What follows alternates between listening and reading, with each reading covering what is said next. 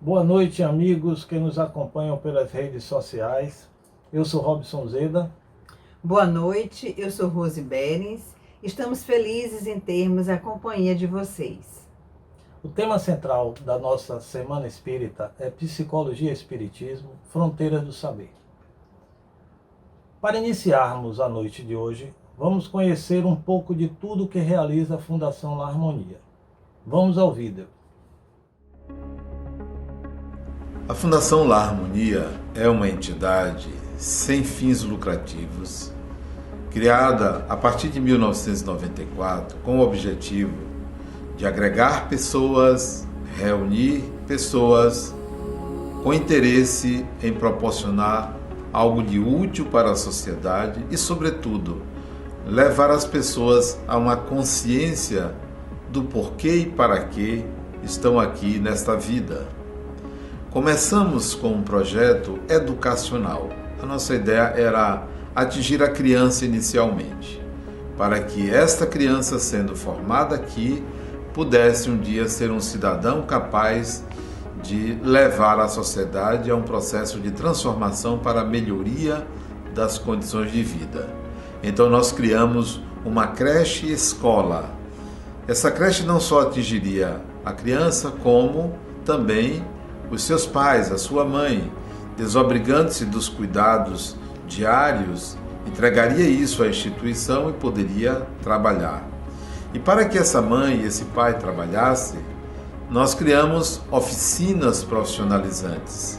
Essas oficinas iriam oferecer algum tipo de atividade, de profissão, de conhecimento para que esses pais pudessem trabalhar. Então nós temos várias oficinas em andamento aqui na Fundação.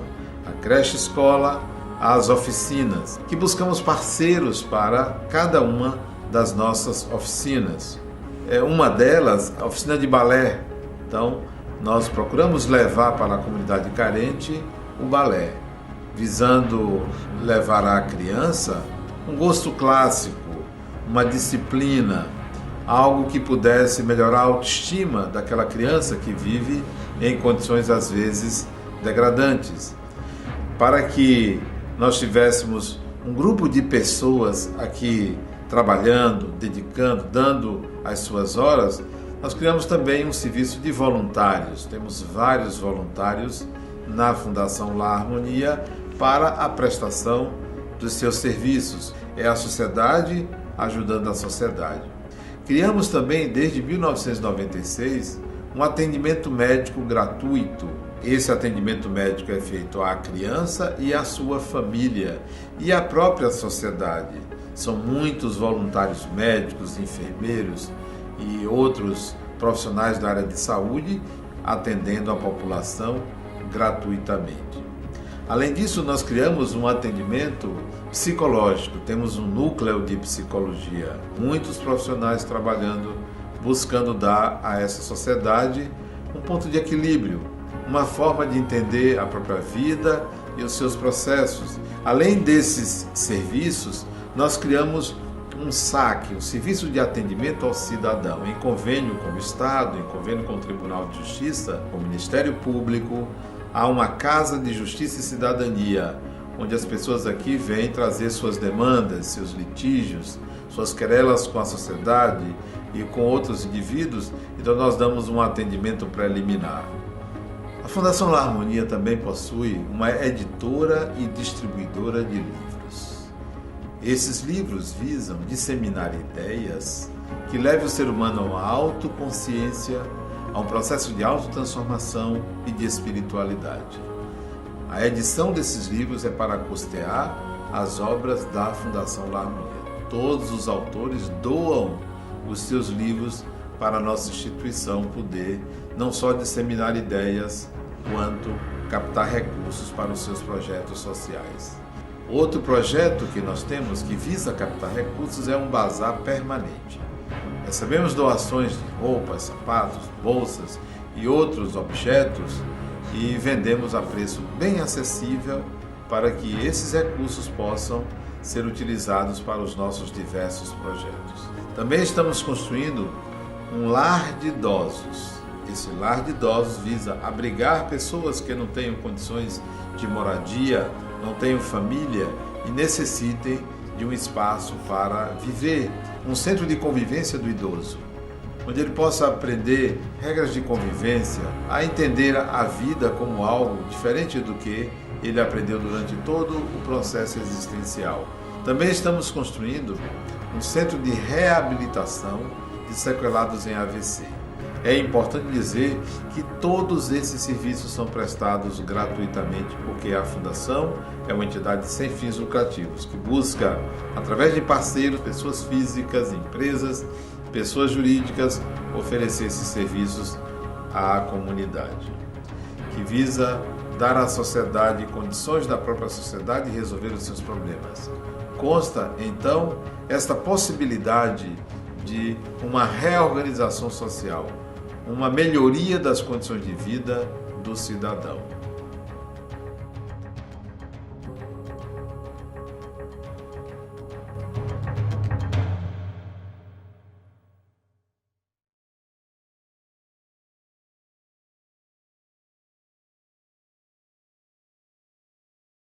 E agora vamos ao vídeo da 16ª Semana Espírita Harmonia.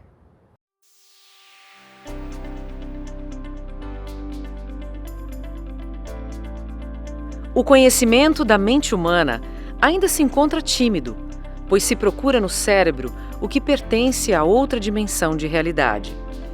Por outro lado, o espírito também é um ilustre desconhecido da ciência, que reluta em não admitir sua existência e imortalidade. Tratado como um ser pertencente à fé, o espírito é relegado ao terreno pantanoso da dúvida simplória. O saber psicológico trata do comportamento e dos processos psíquicos que envolvem o pensar, o sentir e o agir humanos.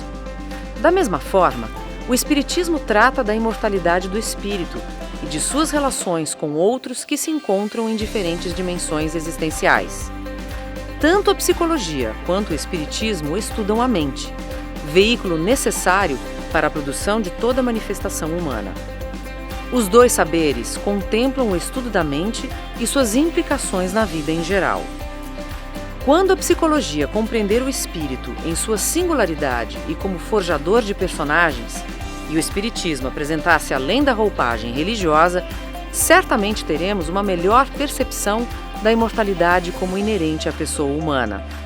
É hora de unirmos os propósitos de ampliação da consciência, para vislumbrarmos horizontes mais largos na visão do sentido e do significado da vida, atingindo o conhecimento da dimensão espiritual que deu origem à sociedade em que vivemos. Juntos, a psicologia e o espiritismo poderão oferecer ao mundo a saída para as angústias humanas, conduzindo a consciência para além da estrutura cerebral que lhe serve de veículo e manifestação.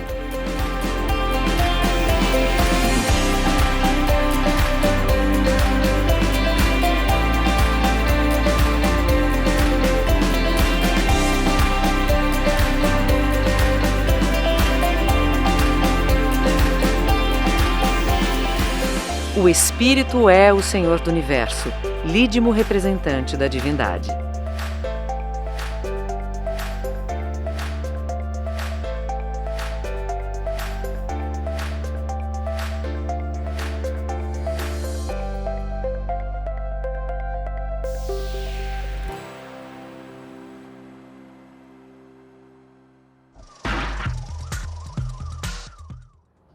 Hoje teremos o grupo de Teatro Harmonia em um diálogo sobre o tema Sou médium ou tenho um transtorno psíquico?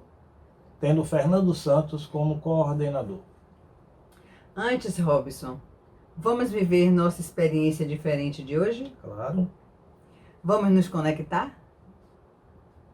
Sente-se confortavelmente e feche os olhos. Respire suave e lentamente. Imagine que você está no quarto onde você dorme, sentado em sua cama, de frente para a parede.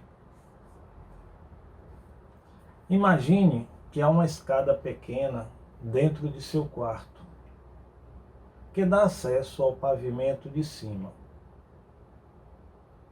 Imagine você subindo a escada e alcançando. Pense que você está chegando a uma sala vazia, onde existem muitas portas. Escolha uma das portas e caminhe em sua direção. Ela dará acesso a um quarto pequeno. Dentro desse quarto, há um quadro na parede. Visualize-o. Aos poucos irá aparecer uma imagem. Ajude a formar essa imagem. Coloque no quadro o que de melhor existe em você. Será uma imagem que lhe parecerá familiar. Tente se lembrar de onde vem essa imagem. Veja que emoção a imagem é capaz de despertar em você. Entre em contato com ela. Procure sintonizar com a imagem e guarde a emoção que ela lhe transfere. Faça agora o caminho de volta. Saia do pequeno quarto. Chegue à sala vazia. Desça a escada. Sinta-se novamente sentado em sua cama. Fixe novamente a imagem e se lembre bem da emoção que ela lhe causou.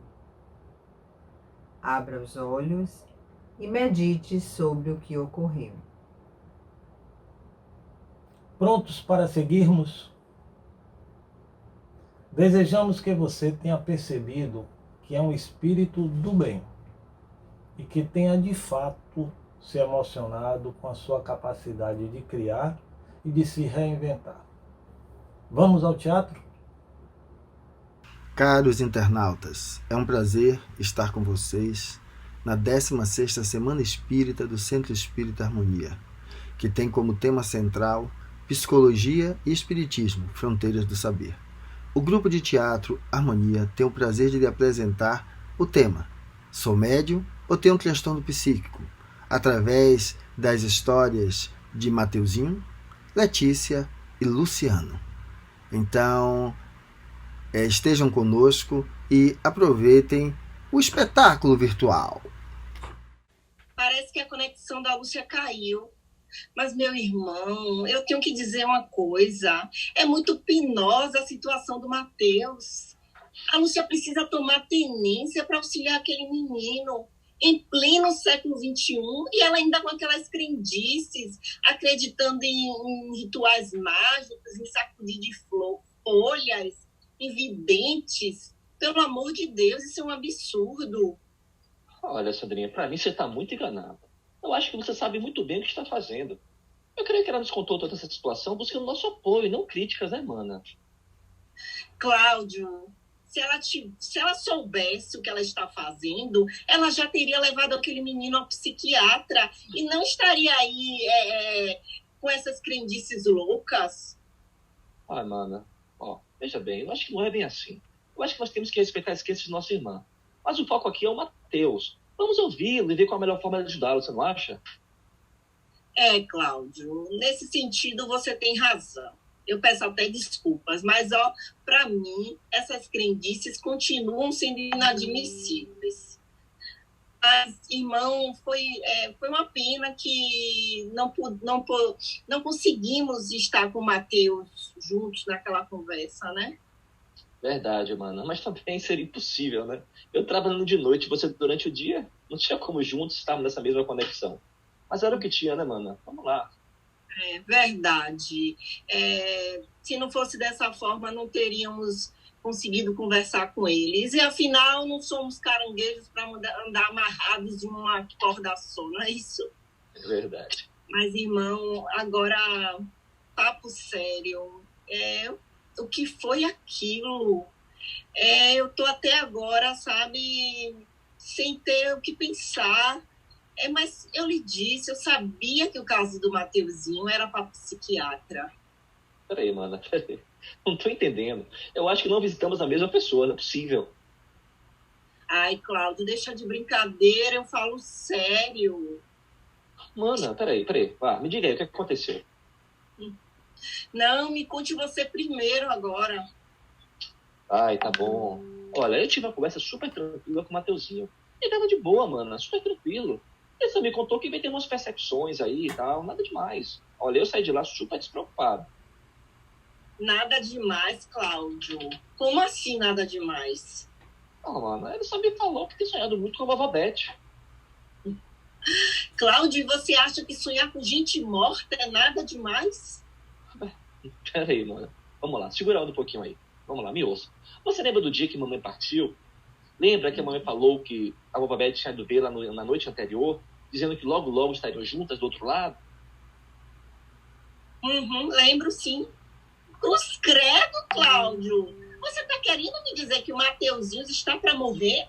Um menino jovem, cheio de vida daquele jeito? Pelo amor de Deus, além de doido, agora você é mórbido. Pelo amor de Deus, fala o meu, Sandrinha. Deixa de ser dramática, moça. Gente. Nossa. Cláudio, eu ouvi muito bem. Você falou com todas as palavras.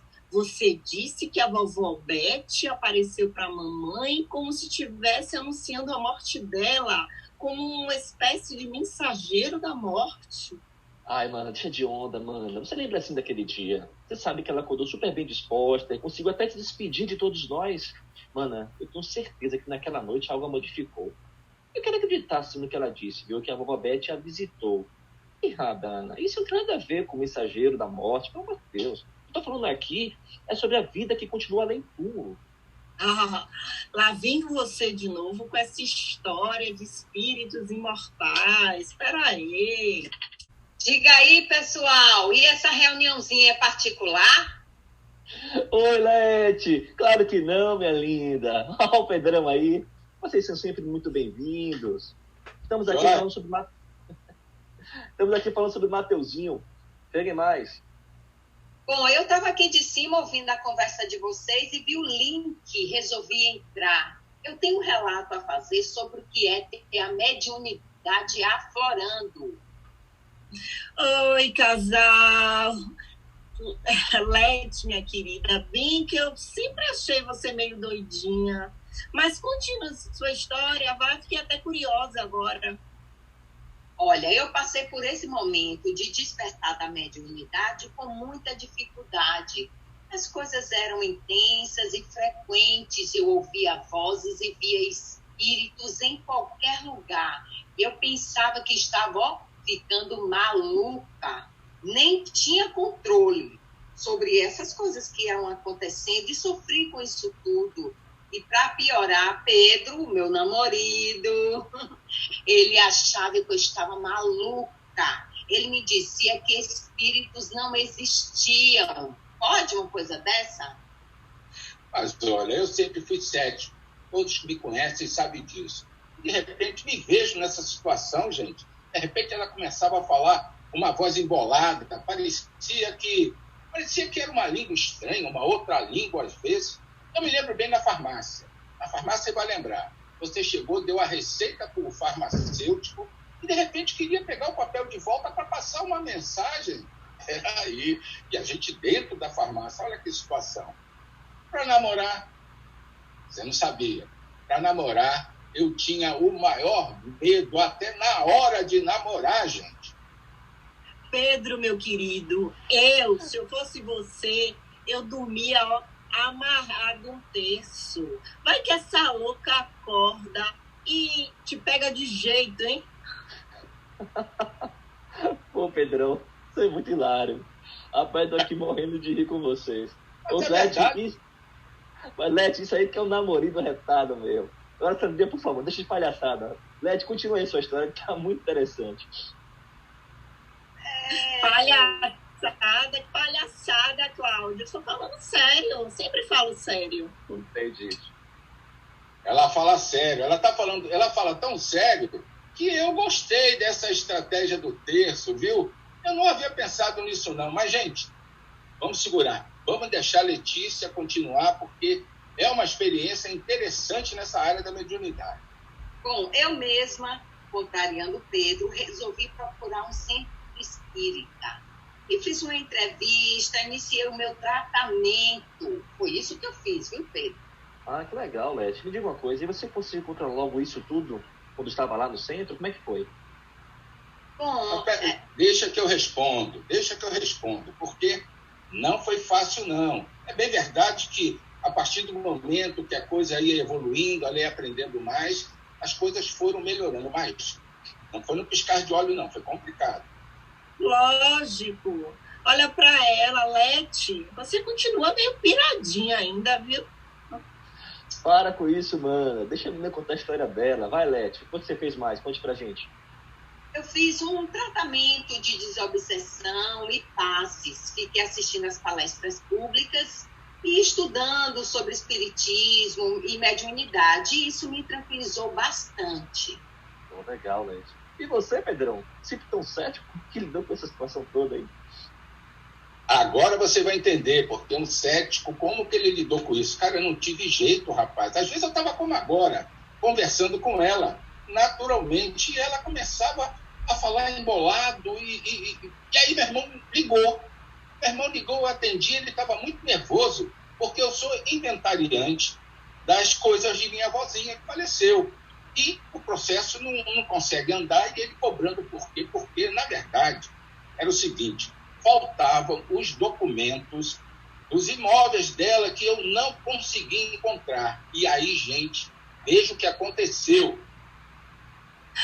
Imagino, Pedro, a doidona aí tomou o telefone de sua mão e disse poucas e boas. Ai, Sandrinha, você é demais, viu? Bota demais nisso. Mas aí ela estava continuando a falar embolado, eu não tive jeito. Eu larguei o telefone, liguei na cara do meu irmão e corri para atender ela.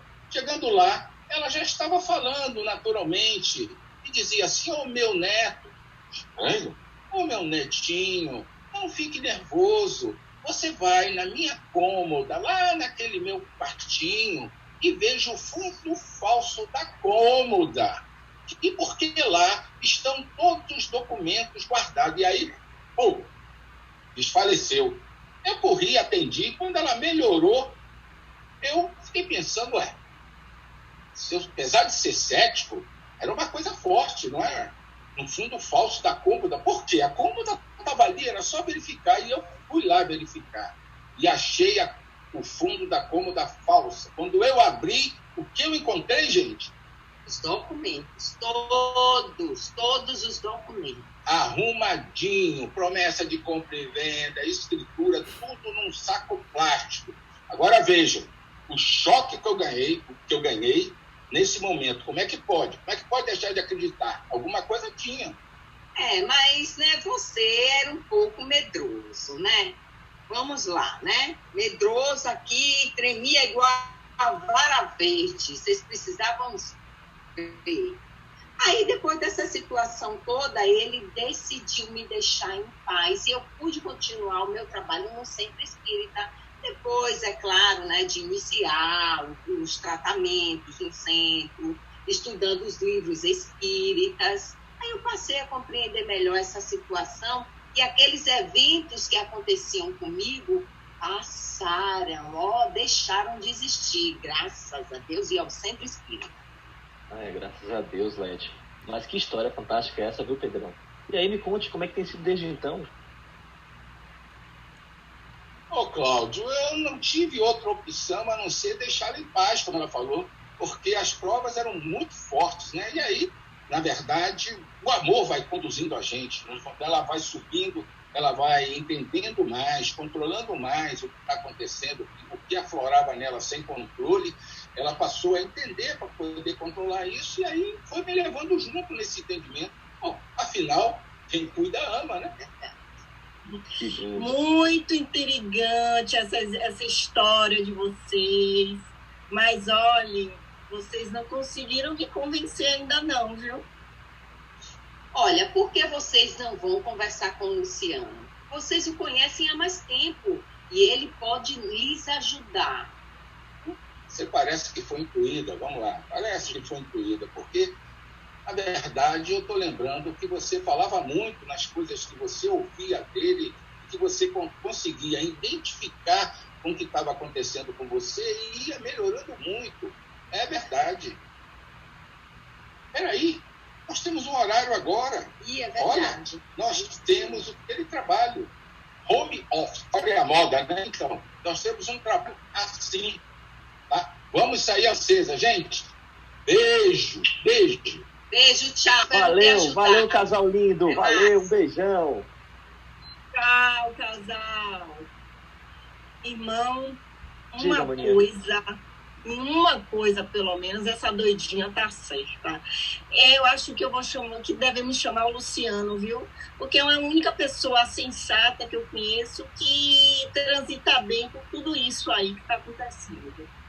Boa, maninha, boa. Lu é o cara certo. Peraí que eu vou pegar aqui o celular pra chamar no Zap. Faça aí. Online ele, maninha. Diga aí, pessoal, tudo em paz? Como é que estão vocês aí? Esse tempo de quarentena, todo mundo em casa, né? Como é que ficou as coisas? Fala, Lu, seja bem-vindo, meu amigo. Tudo certinho por aqui. Lu, meu querido, te chamamos aqui porque precisamos de sua ajuda. O nosso sobrinho, o Mateuzinho, ele anda com os negócios aí de conversar com almas de outro mundo. Para mim, seria um caso de interná-lo. Mas porque não passa de alucinação da cabeça dele e daquela louca da mãe dele também. Aí, Luciano, tá vendo aí que não dá? Essa não tem jeito. Ela quer ser a juíza e executora das sentenças do mundo. Olha, calma, galera. Calma. E aí, Claudinho, eu queria ouvir o que é que você tem a dizer. Olá, Lu, se liga. Olha, eu estive pessoalmente com o Mateuzinho. Cara, eu conversei com ele de uma boa. Ele só falou que tem visto o vovó Beth dizendo que estava tudo bem. Inclusive que mamãe também estava se refazendo no plano espiritual e que em breve iria se comunicar com ele. Só isso. Luciano, ele me contou que anda vindo pessoas imaginárias, ouvindo vozes de tudo que é lado. Imagina. Peraí. Lu, dá um desconto. Peraí. Lu, essa Sandrinha tá demais. Vai. Lu, dá um desconto pra Sandrinha. Ela tá demais hoje. Ele disse apenas que vê a vovó de vez em quando e que realmente tem ouvido vozes, conversa com ele, pessoas que ninguém mais vê. Mas ele disse, Lu, que tá levando tudo isso numa boa e que nada mudou no dia a dia dele. Luciano, só você mesmo para clarear minhas ideias. Porque o Cláudio vê tudo com a naturalidade. Quanto mais ele fala, mais eu fico confusa. Calma, pessoal. É entendível essa confusão, porque às vezes, à primeira vista, quando vemos alguém descrever a percepção de uma realidade que é dele, e nós, utilizando dos sentidos, não a conseguimos perceber como real, o mais frequente é que as pessoas já imaginem que isso seja uma alucinação. Lu, fiquei curiosíssimo, cara. Explica um pouco melhor pra gente essa situação aí, essas questões aí, por favor. Olha, pessoal, as religiões abrâmicas, elas trazem a realidade da imortalidade da alma, mesmo que no paradoxo de céu e inferno. E o Espiritismo, depois disso, vem tornar de maneira mais clara, né? Ou seja, somos todos imortais, nascemos simples e ignorantes, criados por Deus, e vamos evoluindo aí a cada encarnação. Então, se nós vermos o espírito como imortal, tudo fica resolvido. Porque, afinal, sendo imortal, o espírito vai querer o quê? Continuar se comunicando. Porque ele continua vivo. E então vai estar aí a base para a comunicação entre encarnados e desencarnados. Luciano, meu amigo, até você, um estudioso, viajando nessa maionese. Sandrinha, não é maionese não, Sandrinha. Que tem estudos sérios, certo? Comprovando a imortalidade da alma e a reencarnação. A vivência da imortalidade da alma torna-se perceptível em algumas situações bem mais simples para a gente poder entender. A visão de parentes falecidos, como ele descreveu aí da nossa vovó Beth, né? É muito comum, principalmente em idosos em idade mais avançadas, assim como em pacientes com doenças terminais. E vamos ver também essa conexão encarnado-desencarnado de maneira muito fluida. Aquelas crianças menores brincando com seus amiguinhos imaginários, trazendo a realidade de que é ela brincando com outro espírito. Então, isso comprovando essa interconexão entre encarnados e desencarnados. Poxa, Lu, que interessante. Eu até acredito nisso, mas para mim ainda não passa um pouco de achismo. Olha, nada disso. Claudinho, não tem achismo disso não. Veja só. Quando eu lhe falei que há trabalhos bem feitos, o Dr. Ian Stevenson, que é um estudioso, professor de psiquiatria dos Estados Unidos, da Universidade de Virgínia, ele descreve em seu livro 20 casos de reencarnação, certo? A situação, então, de crianças que relembravam quem eram na vida passada. Na realidade, o estudo dele é muito maior do que isso, são mais de 200 crianças que relembravam a vida passada. Os 20 casos mais significativos ele reuniu nesse livro. Então, ele vai descrever o quê? A história dessas crianças que, relembrando quem foram na vida passada, ele então retorna ao local, buscando parentes que possam comprovar que o que a criança diz era a realidade. E levando algumas dessas crianças então ao lugar, ela reconhece utensílios, reconhece os parentes que ainda estão encarnados e muito mais. Continuo admirada. Se eu não estivesse ouvindo isso de você, Luciano, eu não acreditaria. Veja só, a questão não é mais crença, e sim um fato. Há estudos com marcas de nascença, as relacionando com lesões ocorridas no corpo físico utilizado pelo espírito em encarnações anteriores. Um desses casos, descrito pelo Ian Stevenson, é de uma criança que nasceu com lesões circulares nas pernas em que parecia não haver musculatura, mas que depois foi recuperando a musculatura nessas regiões, passando a ter as pernas normais. As lesões, elas se relacionavam ao trauma que sofreu quando o mascate, que foi abordado por ladrões que o roubaram, esquartejaram, colocando seu corpo na própria mala e a jogaram no rio. Ou seja, na encarnação anterior. Então ele, quando reencarna, trazendo aquele imprint no perispírito, daqueles cortes, aparece no corpo físico, como essa falta de musculatura ali, como se fossem uns anéis. E aí, quando ele foi crescendo, isso normaliza. Então, portanto, está claro, o espírito existe, é imortal e reencarna. E, lógico, nesse contexto, ele comunica-se conosco. Poxa, Lu, que interessantíssimo. Agora, você falando aí sobre esse Dr. Ian Stevenson, né? Eu lembrei aqui de uma senhorinha, rapaz, gente boa. Ela me contou a história dela. Ela chegou a ser chamada de louca, né, quando era mais jovem. Inclusive, foi até internada no manicômio. Rapaz, se não falha a memória, ela me disse que foi graças ao médico espírita que ela compreendeu que, de fato, há doenças mentais. Mas que, em algumas situações, na verdade, era o despertar da mediunidade.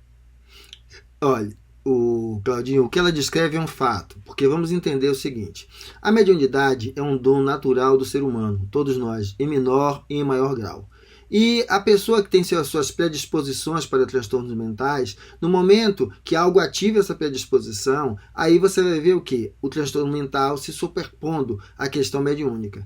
Tanto que até já se questionou, né, se a mediunidade levava ao transtorno mental. E está respondido lá no Livro dos Espíritos, como nós vamos acompanhar também depois algumas pesquisas, mostrando que não há relação de causa e efeito entre mediunidade e transtorno mental. Então, o que nós vamos entender é que um paciente predisposto, ele pode desenvolver o transtorno mental, aí isso se associar com a questão mediúnica, porque o mediúnico é plausível a todos nós. Agora, e todos nós estamos aí na vigência de influências espirituais. Então, todos nós, qualquer um. Então, por isso que é possível então se sobrepor essas duas coisas. Contudo, na presença de um transtorno mental, é preciso abordar esse transtorno de maneira efetiva, seja com psicoterapia, seja de forma medicamentosa, para que aí então a questão da abordagem da questão mediúnica possa se fazer com o indivíduo já em maior equilíbrio, mesmo que possamos fazer tratamentos espirituais ainda em paralelo como terapia complementar. Agora, Cláudio, algo que você traz que é importante, que você veja, você falou de uma mulher, né? E é interessante porque na maioria dos grupos religiosos vamos ver um número maior de mulheres aí com a mediunidade mais aflorada. E a ignorância, então, quanto às faculdades mediúnicas, como aspectos naturais do ser humano, certo? Impulsionado pelo preconceito e discriminação, já levou as mulheres sensitivas a situações horrendas. A questão da confusão com o transtorno mental já está aí citada, mas outras situações aí, como, por exemplo, a que envolveram a queima de mulheres, né? Sim, Lu, você falou queima de mulheres, então me veio aqui algo na mente. Me diga uma coisa, essa situação da caça às bruxas então na Idade Média, na Santa Inquisição, tem a ver com isso? Rapaz, meu Deus. Então o medo do desconhecido, é claro que ressalvando os casos de má-fé, fez com que o uso dessa mediunidade, rituais de cura e religiosos, servisse de pretexto para criminar várias mulheres, inclusive condená-las à fogueira. Meu amigo, eu estou aqui passado com isso. Então, Luciano, você está tentando dizer que tudo isso não pode passar de coisa da cabeça das pessoas e que o Mateuzinho ele não pode estar criando tudo isso? Olha, Claudinho, a história das bruxas queimadas na Santa Inquisição, de fato, tinha muita relação com isso. A questão do mediúnico era visto dessa forma e foi demonizada. Agora, havia outras questões por trás, que eram questões de poder, de interesses políticos e econômicos. Mas está aí, uma das situações, então, que as mulheres, de fato, sofreram em virtude disso.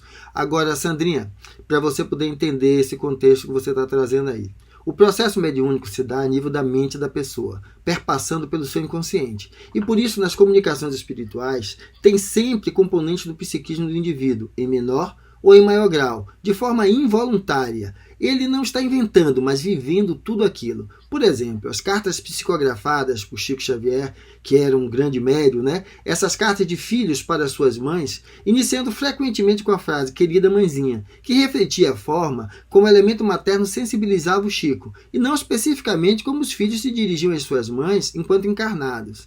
Mas o restante da comunicação era fidedigna quanto às informações do espírito que ali se comunicava. Os charlatões são outra coisa, são pessoas que conscientemente forjam histórias para iludir os outros. Lu, eu também andei lendo na internet uns artigos onde médicos descrevem essa experiência como fenômenos dissociativos, mas eu lhe confesso que eu não compreendi bem isso. Olha, as vivências dissociativas, que podemos entender como a experiência de uma realidade própria, não perceptível pelos demais, ocorrem em todos nós, dentro de um espectro de normalidade até o patológico, associado então aí a transtornos psíquicos. E os transtornos psíquicos, eles podem inclusive trazer conteúdo religioso. Esses transtornos psíquicos de conteúdo religioso são diferenciáveis das experiências espirituais. Veja só, a mediunidade está presente em todos nós, desde as intuições, que é a mediunidade de maneira mais simples, até a mediunidade ostensiva, mais intensa. Como vocês estão descrevendo aí o caso do Mateuzinho. Poxa, Lu, como você disse antes, se todos tivessem a percepção de que o espírito é imortal, tudo seria diferente, não mudaria muita coisa. Olha, deixa eu lhe explicar uma coisa. Quando a realidade da imortalidade da alma e da reencarnação for aceita plenamente pela medicina e pela psicologia, várias questões sem respostas pela ciência de hoje poderão ter suas bases etiológicas, compreendidas com base nas experiências de vida passada. Como vemos, por exemplo, a terapia de regressão a vidas passadas na psicologia transpessoal, identificando elementos traumáticos de experiências de vidas passadas, anteriores, reverberando na vida atual. Poxa, e Lu, e aquela velhinha lá, cara, que eu lhe falei há pouco? Como é que fica a situação desses casos? Poxa, amigo, eu tenho uma grande preocupação. Eu não queria ver nosso Mateuzinho internado sem necessidade. Cláudio, aquela velhinha era uma doida. Por isso que ela foi internada. Oh, nossa. Olha, Sandrinha, as percepções de vozes, pessoas e ambientes descritas pelos médiuns não são delírios e alucinações. Mas a ignorância quanto às faculdades do espírito e a interação entre aspectos psíquicos e espirituais leva médicos a verem esta realidade como quadros psicóticos, em que há um transtorno dissociativo substituindo a realidade por delírios e alucinações. Então pronto, é isso mesmo. É tudo pura alucinação da cabeça do Mateus e da louca da mãe dele. Ai, mana, você é demais, mana. Na hora que eu penso que você tá conseguindo entender, assimilar tudo, olha aí você de novo com essa neura. Haja paciência, viu, Lu? Haja paciência, meu amigo. Calma, meus queridos, calma. Vamos aí continuar a ver aí o caso do Mateuzinho. Mas, Luciano, você já resumiu tudo muito bem. A culpa é desse tal transtorno dissociativo. O mundo tá pirado, pirou de vez a batatinha.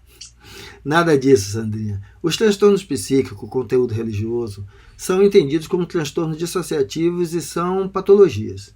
As experiências espirituais não são isso. Tem um artigo interessante na Revista de Psiquiatria Clínica de 2009, onde, avaliando vários trabalhos, viram que as experiências espirituais são distinguíveis dos transtornos mentais de conteúdo religioso. E assim, não teria por que medicar o Mateuzinho num contexto desse. Mas entendendo que em outras situações em que se sobrepõem as influências espirituais e transtornos psíquicos, as medicações são indispensáveis para conseguirmos equilibrar o psiquismo do paciente e possibilitar a psicoterapia e a abordagem espiritual como terapia complementar. Depois disso tudo, ficou claro para mim que temos que unir esforços para ajudar a Lúcia. E eu já vou começar chamando ela para essa conversa aqui, porque ela é a pessoa mais interessada. Espera aí que eu vou mandar uma mensagem aqui para ela. Boa, maninha, perfeito. Assim, com a ajuda do Lu aqui, a gente pode tentar encontrar a melhor maneira de lidar com o Mateuzinho. Ela já vai ingressar, e já mandei o link para ela. Vamos esperar um pouquinho. Oi, irmãos. Oi, Lúcia! Estamos vivendo aqui, minha irmã. Tudo bem com você? Como é que você está? Tudo bem, foi ótima, foi providencial essa troca do Zap, né? Assim nós podemos retomar aquela conversa que a gente estava tendo, que foi interrompida, e eu não pude relatar para vocês como é que estamos lidando com essa situação, esse momento do Mateus. Minha irmã, eu te chamei de volta para a conversa porque eu queria lhe apresentar o Luciano, um amigo nosso, esse que está aí. Luciano, ele conhece bem esses aspectos pelos quais o Mateus está passando. Oi, Luciano, tudo bem? Prazer em conhecê-lo, né? Mesmo que virtualmente.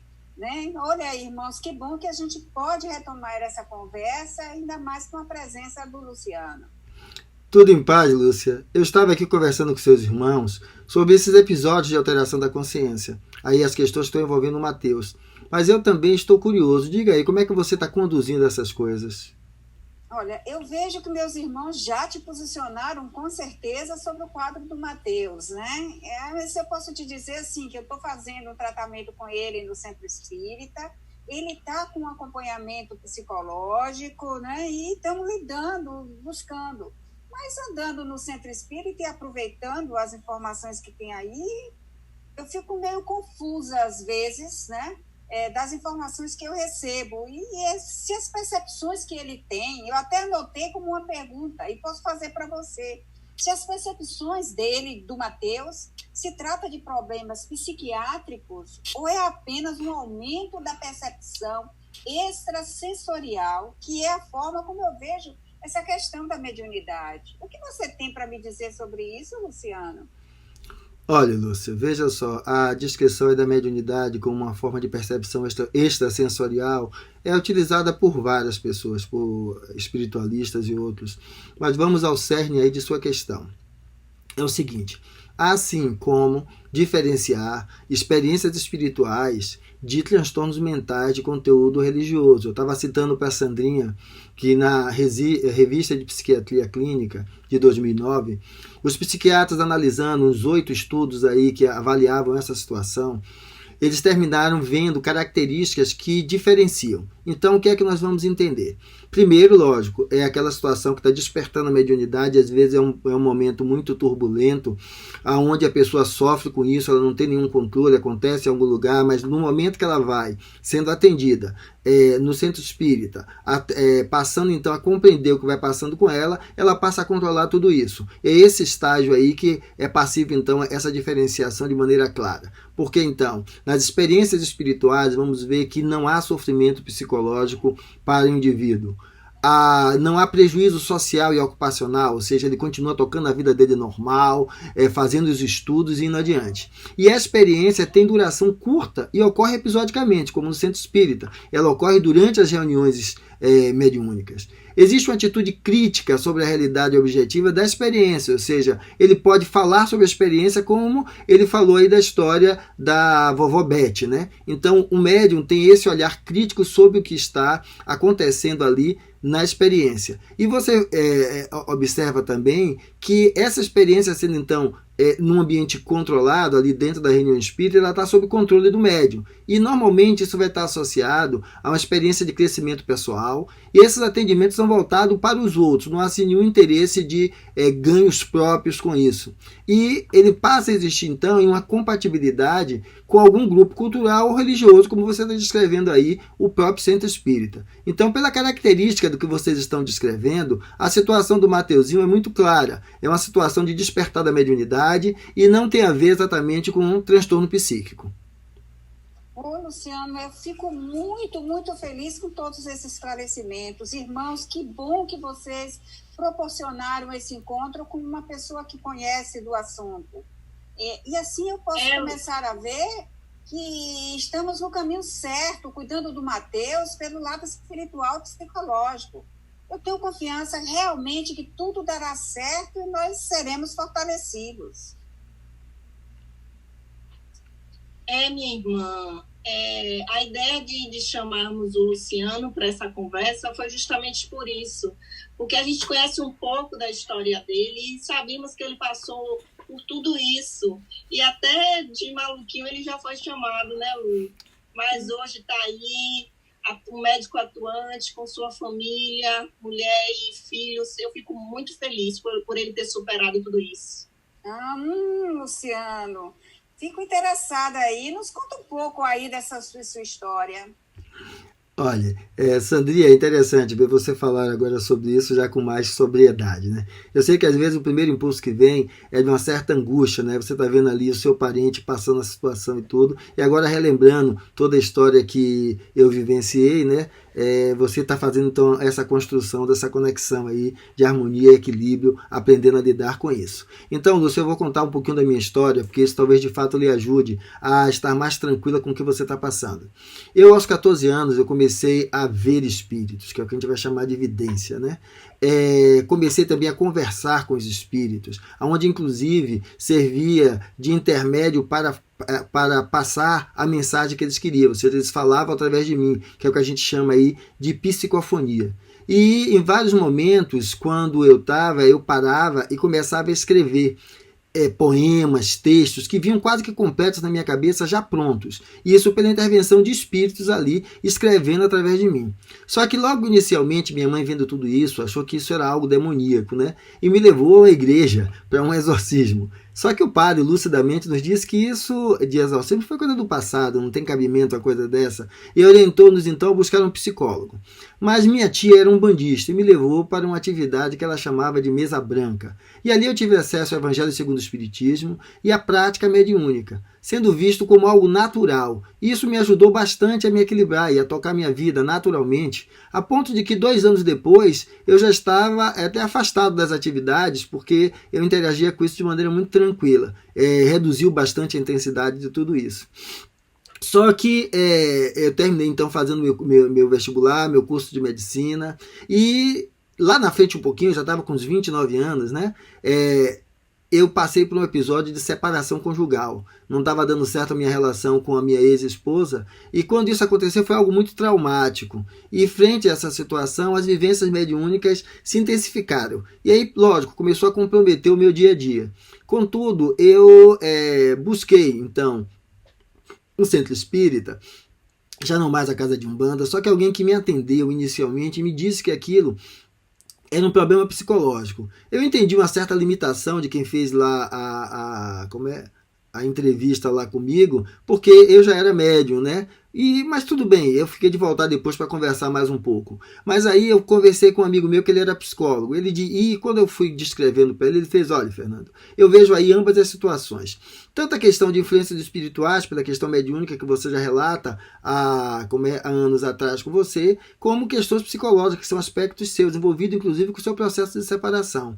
Então ele me orientou que procurasse um psicólogo que fosse espírita, que eu me sentiria então mais tranquilo lidando com essas duas realidades. E justamente foi isso que eu fiz. Eu procurei um psicólogo que era espírita, fui então progredindo o meu tratamento psicoterápico com ele, e ele me orientou a participar de um centro espírita. E eu então comecei a frequentar o centro espírita, fiz um tratamento de desobsessão, porque pelo aquele desequilíbrio havia então influências espirituais desequilibrando o meu dia a dia, então esses espíritos puderam ser atendidos, eu também compreender melhor o que estava ocorrendo. Fiz trabalho de fluidoterapia com passes, né? Ajudando a reorganizar o meu corpo energético, as minhas... a minha condição fluídica, né? E eu aprofundei o estudo no Espiritismo, passando a entender e a lidar equilibradamente com tudo isso. Nessa época, tinha um amigo espiritual que chamo de Aulas, né, muito interessante, que ele me auxiliou nessa jornada, me mostrando a mediunidade como uma ferramenta de autoconhecimento. E eu já vinha na psicoterapia com esse contexto, né, me auxiliando no trabalho e descrevendo a necessidade do trabalho social como forma de devolver à sociedade aquilo que eu esperava encontrar nela enquanto a valores humanitários, né? E isso foi muito importante, porque então me deu um senso, um sentido para eu viver de maneira muito mais clara e compreendendo essa inter-relação que há entre todos nós, encarnados e desencarnados. E hoje eu atuo trabalhando no Centro Espírita muito tranquilamente, aonde faz parte da rotina cotidiana essa percepção dos dois mundos.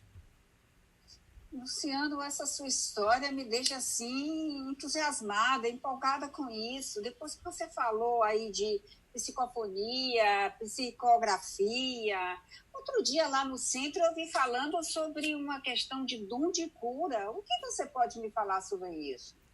Olha, o dom de cura é porque na realidade se viam muitas curas, certo? Por imposição de mãos e tudo mais, e isso às vezes era visto como um milagre. E vamos entender que não há milagres. O que há são coisas que nós ainda não conseguimos explicar, e aí vamos chamar de milagres. A exemplo de se alguém visse há 50 anos atrás, duas pessoas falando com um aparelhinho no ouvido. Ia chamar disso de algum milagre, nada mais, é apenas a evolução da tecnologia.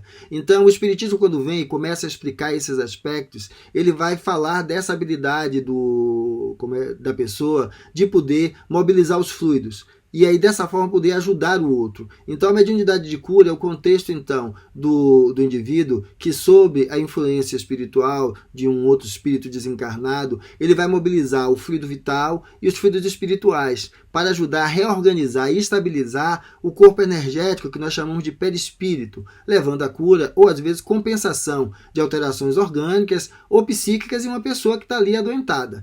Inclusive, muitos trabalhos científicos já demonstraram que o uso de práticas espirituais, ele apresenta resultados positivos na evolução clínica e comportamental de pacientes, inclusive pacientes portadores de deficiência mental, de transtornos mentais. Porque, veja, algumas unidades têm atrelado o tratamento medicamentoso, psicoterápico, à abordagem também de práticas espirituais.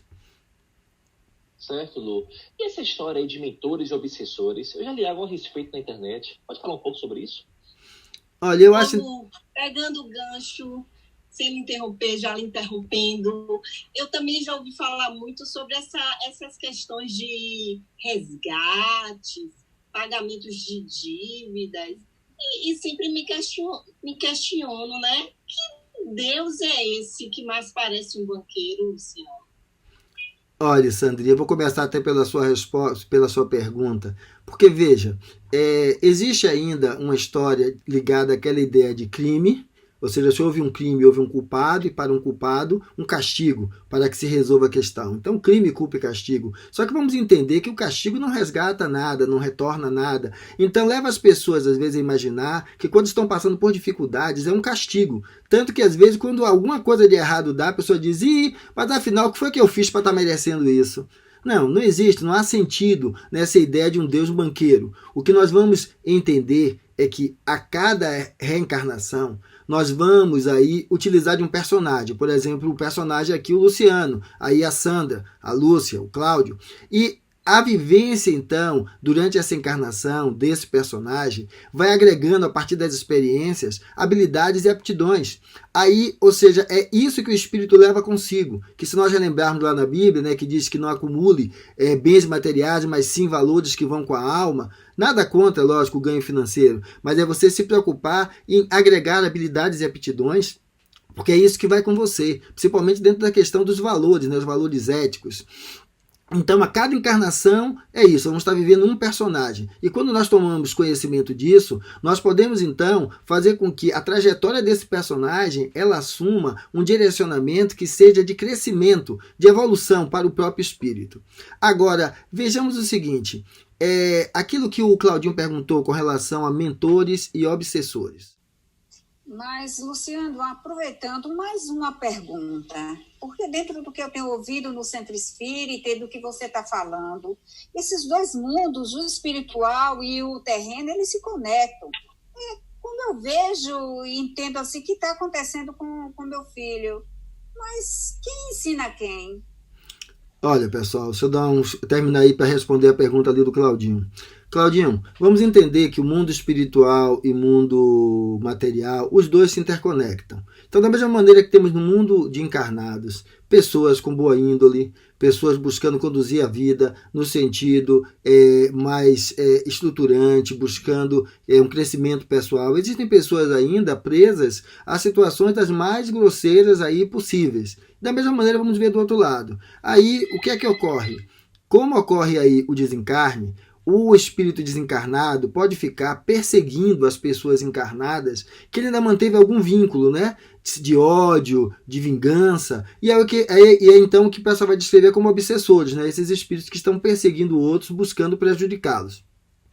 E a outra polaridade são os mentores, os espíritos já equilibrados, que têm a busca de auxiliar, de fazer o bem, e vão chamar de mentores. Mas na realidade estamos lidando com pessoas em menor e maior grau de despertar para a sua própria situação enquanto indivíduo, na responsabilidade com seus atos, na responsabilidade social. Então, é essa a situação. Então, na realidade, é esse o contexto. Agora, quando você cita, então, Lúcia, a questão de quem ensina quem, né? Como eu estava descrevendo, ó, a ideia que Sandrinha trouxe, questionando aquela ideia do Deus cobrador do banqueiro, né? É que entendendo, então, que a cada encarnação estamos vivendo um novo personagem e nós, antenados para isso, podemos, então, estar aí ajudando ao direcionamento dessa encarnação no sentido de um crescimento pessoal, nós vamos perceber o quê? Que esse movimento ele vai englobar também o contexto da vivência mediúnica, tá? E quando vamos ver, então, as produções mediúnicas, aí vamos ver os romances, os textos, e inclusive uma delas, que é a psicopictografia, que é quando o espírito ele foi na encarnação anterior um pintor, e desencarnado ele se utiliza do médium para pintar telas, fazer telas de arte, né? E uma coisa interessante é que os próprios traços anterior do espírito enquanto encarnado estão ali presentes, sendo avaliados por técnicos e identificando essa coincidência. E médios, às vezes, pintando aí telas de 20, 30 pintores diferentes, ou seja, com mudanças de estilo, aonde a pessoa em si, se você mandar ela pintar uma aquarelazinha, ela não consegue fazer nada porque não tem nenhuma habilidade. Então, o que é que nós vamos entender, então? Que há, na realidade, aí um trabalho de parceria, porque o médium ele é responsável por tudo aquilo que ele veicula. Então, ele é copartícipe dentro desse contexto. E vai haver situações, como eu descrevi aí, exemplo da psicopictografia, né? E situações onde, por exemplo, o médium está ali trazendo uma construção, mas ele tem um nível de evolução espiritual muito maior do que aquele que está se comunicando através dele, como vimos isso no nosso amigo Chico Xavier. Chico tinha um nível de evolução espiritual muito maior do que muitos espíritos que se comunicavam com ele. Então eu entendo isso sempre como parceria. Todos nós aprendemos sempre juntos. Luciano, acabamos de uma aula e tanto, viu? Nossa, Luciano, sua experiência é muito rica. Ela realmente assim serve de exemplo para o momento que eu estou vivendo com o Matheus.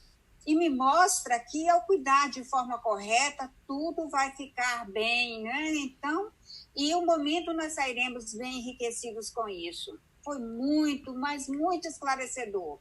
Eu só posso agradecer essa ajuda para compreender melhor o que está acontecendo. Tá, peraí, Lu. Não vai embora não, Lu, que eu tô sentindo um negócio aqui, amigo. Peraí.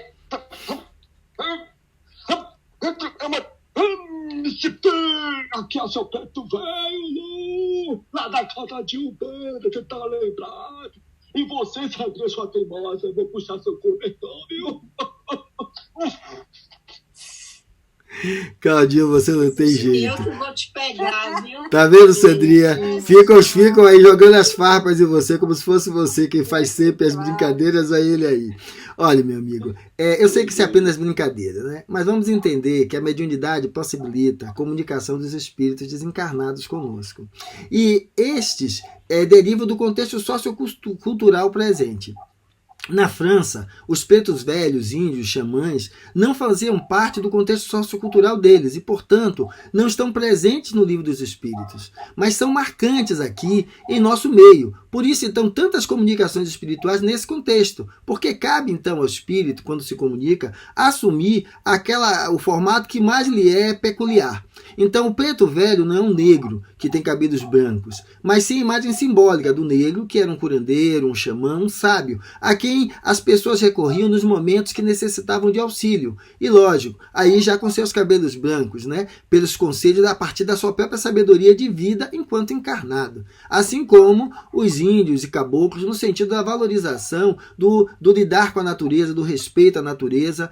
Então, é isso que eles simbolizam. Então, a gente entender que, às vezes, nessa brincadeira surge aí uma discriminação e que não é real, porque o nível de evolução espiritual não pode ser aquilatado por essas coisas. Luciano, depois de relembrar a sua história, de ouvir todos esses esclarecimentos, eu fico me perguntando por que eu me mantive tão cética, por que eu não percebi desde o início que meu sobrinho estava experienciando o despertar da mediunidade. Agora eu estou convicta de que o que Mateus tem é a experiência da mediunidade, não transtorno psíquico. Meus irmãos, eu realmente estou assim muito emocionada e quero muito agradecer para vocês esse momento, essa oportunidade. Então, gratidão aos meus irmãos e gratidão a você, Luciano, pelos esclarecimentos.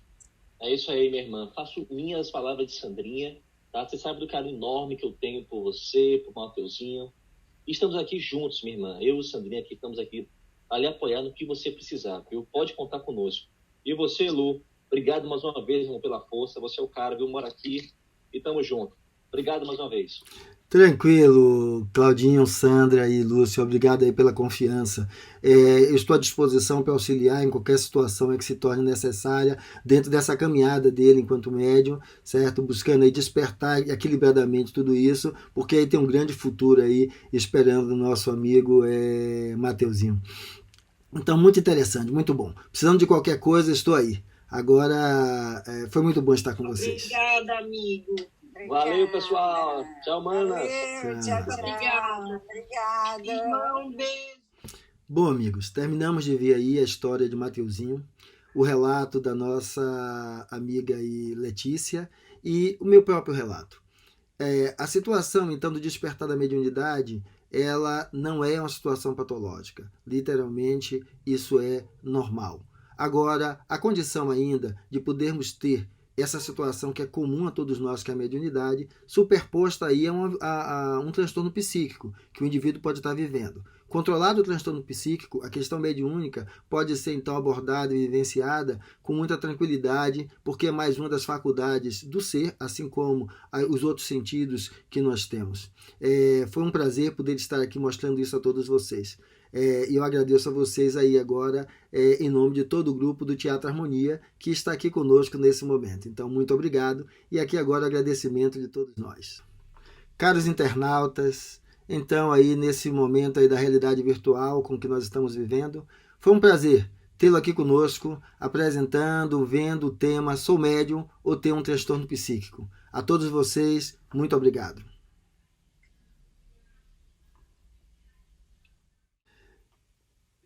Amanhã teremos ainda, dando continuidade à programação da Semana Espírita, o seminário de Adenauer Novaes, Psicoterapia e Mediunidade, na visão da psicologia e do espiritismo. É um prazer estar com vocês nessa Semana Espírita. Muito obrigado. Que belas e significativas reflexões o grupo de atores do Teatro Harmonia nos proporcionou. Gratidão, amigos. Rose, não podemos nos esquecer que amanhã, 19 de abril, das 9 às 12 horas, teremos o seminário Psicoterapia e Mediunidade na visão da psicologia e do espiritismo, com o diretor do Centro Espírita Harmonia e psicólogo Adenauer Novaes. Vamos aproveitar para aprendermos mais ainda sobre os subtemas. O que é mediunidade, psicoterapia e mediunidade, mediunidade e transtorno psíquico, obsessão espiritual e seu tratamento e o uso da mediunidade. Oi, pessoal! Muito legal o que Fernanda acabou de falar, não foi? Ó, top! Mas você acha que acabou? Não, amanhã tem atividade sim, e você é o nosso convidado. Venha participar do seminário, convida os amigos, compartilhe o link que vai ser divulgado. E amanhã a gente tem seminário com a Adenauer Novaes e o tema mega legal. Psicoterapia e mediunidade na visão da psicologia e do espiritismo. E aí, o que é que você me diz? Vem participar com a gente amanhã às 9 horas. Convida os amigos, compartilha o vídeo e vem conosco neste novo formato, neste auditório virtual. Vem com a gente. Até amanhã. Boa noite. Boa noite.